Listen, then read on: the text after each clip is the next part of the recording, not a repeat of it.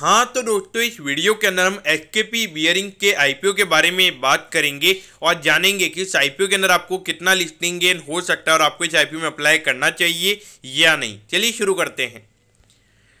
देखिए, सबसे पहले हम ये जानेंगे कि ये कंपनी क्या काम करती है। तो देखिए, ये जो कंपनी है ये नीडल रोलर्स बनाने का ये कंपनी काम करती है। उसके अलावा जो सिलेंड्रिकल के जो रोलर्स होते हैं वो ये कंपनी बनाती है। पिंच और स्टील बॉल्स, तो चार चीज़ें ये कंपनी बनाने का काम करती है। तो ये जो कंपनी के प्रोडक्ट्स है ये टेक्सटाइल इंडस्ट्री और ऑटोमोबाइल इंडस्ट्री में ये प्रोडक्ट यूज किए जाते हैं। अगर हम देखेंगे तो इंडिया के अंदर कंपनी के प्रोडक्ट सेल होते हैं। उसके अलावा आउट ऑफ इंडिया भी कंपनी अपने प्रोडक्ट को एक्सपोर्ट करने का ये कंपनी काम करती है।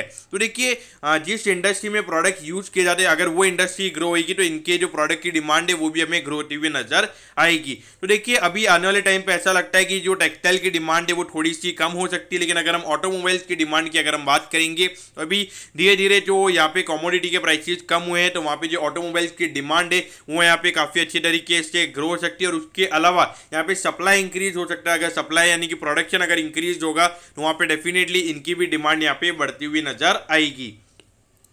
इसके अलावा अगर हम देखेंगे तो कंपनी की पावर जनरेशन के बिजनेस में भी ये कंपनी काम करती है। 2012-13 में इन्होंने एक विंड मिल इंस्टॉल की थी, जो कि गुजरात के अंदर जो जमशेदपुर है वहाँ पे इन्होंने ये इंस्टॉल की थी। अगर हम वहाँ पे इनकी कैपेसिटी की अगर हम बात करेंगे तो 0.80 मेगावाट की उनकी ये कैपेसिटी हमें यहाँ पे नजर आती है। इसके अलावा अगर हम देखेंगे तो कंपनी का एक सोलर प्लांट भी है। अगर सोलर प्लांट की अगर हम बात करेंगे तो बड़ौदा के अंदर है और उसके अलावा अगर हम देखेंगे तो बाकी भी हैं तो उनके लोकेशन हमें यहाँ पे ये नज़र आ रही है। लेकिन अगर हम इनकी कैपेसिटी की अगर हम बात करेंगे तो देखिए 0.63 मेगावाट है, 1.5 मेगावाट है, 0.80 मेगावाट है, यानी कि इन वे अगर हम देखेंगे लगभग 4 मेगावाट की कैपेसिटी हमें यहाँ पे कंपनी की नज़र आती है। अब ये कंपनी ने क्यों कर रखा है, क्योंकि देखिए अभी जिस तरीके से यहाँ पे सोलर प्लांट के लिए गवर्नमेंट इतना फोकस कर रही है, क्योंकि यहाँ पे पूरा कोल के ऊपर इलेक्ट्रिसिटी पे फोकस नहीं किया जा रहा है, तो इसकी वजह से अगर कहीं पे भी अगर इलेक्ट्रिसिटी की शॉर्टेज पड़ती है तो कंपनी इसके थ्रू यहाँ पे अपनी जो इलेक्ट्रिसिटी है उसे सेल करके वहाँ पे पैसा जनरेट करेगी। अब अगर हम यहाँ पे कंपनी की कॉम्पिटिटिव स्ट्रेंथ के बारे में अगर हम बात करेंगे तो देखिए एक की प्लेयर हमें ये नजर आता है जो मल्टीपल रोलिंग एलिमेंट बनाने का ये कंपनी काम करती है और इंडिया के अंदर एक सिंगल रूप में ये कंपनी बनाने का ये काम करती है। उसके अलावा अगर हम देखेंगे तो क्वालिटी प्रोडक्ट्स ये कंपनी बनाती है। उसके अलावा इनका जो कस्टमर बेस है वो काफ़ी स्टेबल है, यानी कि ऐसा नहीं है कि वो कभी आज यहाँ से प्रोडक्ट ले रहे हैं कभी दूसरी कंपनी से ले रहे हैं, तो ऐसा नहीं हो रहा है। तो वो भी एक हमें यहाँ पे काफ़ी अच्छी बात नजर आती है। और अगर हम यहाँ पे मैनेजमेंट की अगर हम बात करेंगे तो मैनेजमेंट यहाँ पे काफ़ी ज़्यादा एक्सपीरियंस अगर हम देखेंगे मोर देन 10 से 12 साल इस कंपनी को शुरू हुए हैं। उसके अलावा अगर हम देखेंगे तो कंपनी का जो प्रोडक्ट मिक्स है वो भी काफ़ी अच्छा है और इसके अलावा जो पेनिट्रेशन है इंडियन मार्केट हो या एक्सपोर्ट मार्केट हो तो वहाँ पे भी काफ़ी अच्छा पेनिट्रेशन कंपनी को नज़र आ रहा है। और कॉस्ट इफेक्टिव प्रोडक्शन है और जो ऑर्डर्स वगैरह कंपनी को मिलते हैं तो अभी तक कंपनी ने उसे टाइमली फुलफिल किया है, कभी वहाँ पे पोस्टपोनमेंट कंपनी की तरफ से ऑर्डर्स को फुलफिल करने में नहीं हुआ है। तो देखिए, अगर हम ऑब्जेक्टिव की अगर हम बात करेंगे तो वर्किंग कैपिटल की जो रिक्वायरमेंट है यानी कि जो नॉर्मली कैश की रिक्वायरमेंट होती है उससे फुलफिल करने के लिए कंपनी आईपीओ लेकर आ रही है। और उसके अलावा अगर हम देखेंगे तो ऑफर फॉर सेल भी, यानी कि जो कंपनी के प्रमोटर्स हैं उनके पास भी थोड़ा पैसा यहाँ पे जाने वाला है। तो ये देखिए, अगर हम देखेंगे 2019 में लगभग 40 करोड़ के रेवेन्यू के नंबर्स कंपनी के थे, फिर उसके बाद में 20% से ये नंबर गिरा था और 2021 में भी ये 37 करोड़ पे ही रहा था। और अगर हम अभी देखेंगे तो 9 मंथ्स में अराउंड 34 करोड़ का रेवेन्यू कंपनी ने रिपोर्ट किया है। और अगर हम ये प्रॉफिट आफ्टर टैक्स की भी अगर हम बात करेंगे तो पहले 9.92 करोड़ पे था, फिर उसके बाद में 8.12, फिर उसके बाद में 7.45 और उसके बाद अगर हम देखेंगे तो अभी 9.40 करोड़ का 9 मंथ में हो चुका है। तो यानी कि पूरे साल में लगभग 12 से 13 करोड़ की नेट प्रॉफिटेबिलिटी हमें इसके बेसिस पे देखने को मिल सकती है। तो देखा जाए तो इतनी ज़्यादा कोई ग्रोथ हमें यहाँ पे देखने को नहीं मिली है। उसके अलावा अगर हम कंपनी के प्रमोटर्स की अगर हम बात करेंगे तो मिस्टर श्री नंद कमलाकर, उसके अलावा अगर हम देखेंगे मिस्टर संगीता जी और शीनन पलशीकर, ये दोनों कंपनी के प्रमोटर्स हमें नजर आते हैं। तो देखा जाए तो कंपनी का जो फाइनेंशियल ट्रेंड है यानी कि पिछले 4 साल के अगर हम रेवेन्यू और प्रॉफिट आफ्टर टैक्स की अगर हम बात करेंगे तो इतना सही तरीके से ये नंबर ग्रोथ हुआ हमें नजर नहीं आ रहा है। तो ये देखिए 30 जून को ये आईपीओ ओपन होने वाला है और 5 जुलाई को ये आईपीओ क्लोज होगा।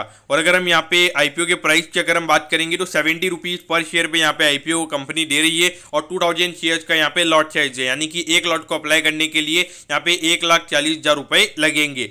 अगर इश्यू साइज की अगर हम बात करेंगे तो लगभग 30 करोड़ के लगभग का इश्यू साइज है, जिसमें से 11 करोड़ यहाँ पे फ्रेश इश्यू है, यानी कि ये पैसा कंपनी के पास जाने वाला है और 19 करोड़ का यहाँ पे ऑफर फॉर सेल है। यहाँ पर अगर आप देखोगे ऑफर फॉर सेल है, ये वो कंपनी के प्रमोटर्स है, ये दोनों इनके पास ये पैसा जाने वाला है। तो देखिए जब एसएमई है, जब अगर आप एक छोटे लेवल पर अगर आप काम कर रहे हो वहां पे मेरे ख्याल से ऑफर फॉर सेल नहीं होना चाहिए। तो एज ए शेयर होल्डर मैं इसे नेगेटिव वे में लूंगा। अगर हम देखेंगे मतलब अगर मैं इस कंपनी का शेयर होल्डर बनता हूं तो मेरे लिए नेगेटिव रहेगा। अगर हम देखेंगे तो एनएससी के एसएमई प्लेटफॉर्म पे ये कंपनी लिस्ट होने वाली है। 50% का रिटेल कोटा है, यानी कि लगभग 15 करोड़ के लगभग का रिटेल कोटा रहने वाला है और लगभग 15 करोड़ का यहाँ पे एचएनआई कोटा रहने वाला है। अगर हम टाइम टेबल की अगर हम यहाँ पे बात करेंगे तो 8 जुलाई को आपको पता चल जाएगा कि आपको अलॉटमेंट मिला है या नहीं। 11 तारीख को आपको रिफंड मिल जाएगा अगर अलॉटमेंट नहीं मिलता है। 12 जुलाई को आपके डीमैट अकाउंट में शेयर्स आ जाएंगे अगर आपको अलॉटमेंट मिलता है और 13 जुलाई को ये आईपीओ में लिस्ट होता हुआ नजर आएगा। यानी कि ऑलमोस्ट अगर हम देखेंगे तो आईपीओ की जो क्लोजिंग डेट है उसके एक हफ्ते बाद ये कंपनी हमें लिस्ट होती हुई नजर आएगी। तो एट दी एंड अगर हम देखेंगे तो रिटेल कैटेगरी के अंदर अगर आपको अप्लाई करना है तो 1,40,000 रुपए की मिनिमम एप्लीकेशन आपके पास यहाँ पे आपको लगानी पड़ेगी। तो रिटेल कैटेगरी के अंदर आप सिर्फ एक लॉट के लिए अप्लाई कर सकते हो, क्योंकि वहाँ पे 2 लाख की अपर लिमिट होती है। यहाँ पर अगर आप 2 लॉट अप्लाई करोगे तो सीधा अमाउंट वहाँ पे 2,80,000 रुपीज हो जाएगा। तो अगर आपको एक लॉट से ज़्यादा लॉट की एप्लीकेशन अगर आपको लगानी है तो आपको एचएनआई कोटा में एप्लीकेशन लगानी पड़ेगी। तो एट दी एंड क्या आपने इसमें अप्लाई करना चाहिए या नहीं? तो देखिए मेरे ख्याल से अगर देखा जाए तो अभी जो करंटली जो मार्केट में सिनेरियोज बने हुए हैं और अगर हम करंटली कुछ आईपीओज की अगर खास करके एसएमई आईपीओज की लिस्टिंग की अगर हम बात करेंगे तो काफ़ी अच्छे रिस्पॉन्सिव भी हमें देखने को मिले और अगर हम लिस्टिंग पॉइंट ऑफ व्यू से भी अगर हम बात करेंगे तो काफ़ी अच्छी लिस्टिंग भी हमें देखने को मिली है। लेकिन यहाँ पे डिमांड काफ़ी ज़्यादा हो जाती है। वहाँ पे एक तरीके से अगर आप देखोगे अगर 100 टाइम्स अगर आईपीओ सब्सक्राइब होंगे, यानी कि 100 में से अगर एक बंदे को अगर वहाँ पे आईपीओ मिलेगा तो वहाँ पे मेरे ख्याल से बहुत कम रेयरली वहाँ पे चांसेस रहते हैं और उसके बदले में अगर आप 1-2 हफ्ते ब्लॉक करके मेरे ख्याल से थोड़ा रिस्की रहता है। लेकिन हाँ अगर आपके बैंक के अंदर अगर पैसा पड़ा हुआ है, अगर आपको लगता है कि आपको इसे यूज नहीं करना है तो आप अप्लाई कर दीजिए। अगर आपको मिल जाता है तो ठीक है, लेकिन अगर आप कहीं से पैसा लेके फिर अगर इसमें अप्लाई कर रहे हो, फिर अगर आपको इस पर अलॉटमेंट ही नहीं मिल रही और अगर आप बाई चांस इंटरेस्ट पे पैसा ले रहे हो तो वो चीज़ें मेरे ख्याल से यहाँ पे नहीं करनी चाहिए। अभी बहुत सारे मैंने ऐसे केसेस देखे हैं तो वहाँ पे ऐसी चीज़ें हुई है, तो इसीलिए मैं आपको ये बोल रहा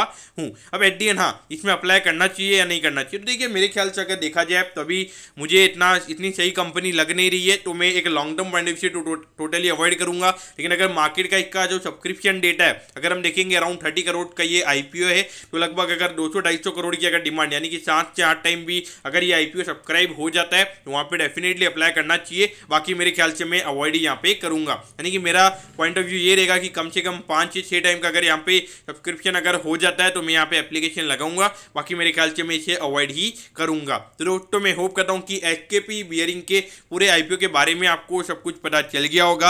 अगर आपकी कोई भी क्वेरीज है आप कमेंट कीजिए, मैं जरूर आपके कमेंट पर रिप्लाई करूंगा। ओके दोस्तों, thank you, have a nice day.